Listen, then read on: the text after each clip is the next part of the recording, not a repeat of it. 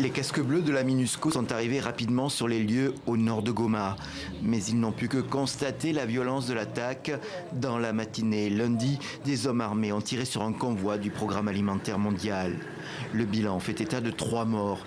Un chauffeur congolais du PAM, Moustapha Milambo Bagouma, ainsi que l'ambassadeur italien en République démocratique du Congo et son garde du corps, lui aussi italien. C'est un groupe armé bien organisé et pas un groupe de bandits qui tentent de piller seulement les véhicules et chercher comment vivre. Le fait qu'un ambassadeur occidental en poste à Kinshasa compte parmi les victimes suscite un grand émoi. Mais cette région de la province du Nord Kivu, dit aussi territoire de Nyiragongo, est particulièrement violente et incontrôlée.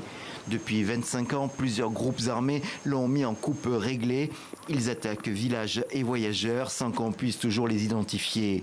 Ce lundi, le ministère de l'Intérieur accuse le FDLR des rebelles hutus rwandais. L'ambassadeur Luca Attanasio avait 43 ans. Il était en RDC depuis 2017.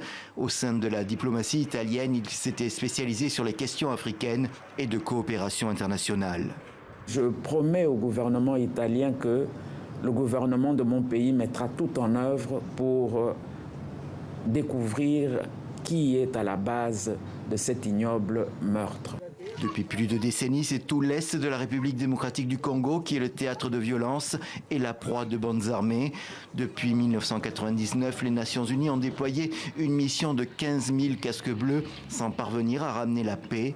L'armée congolaise est présente aussi sans plus de succès. Les premières victimes sont avant tout des civils.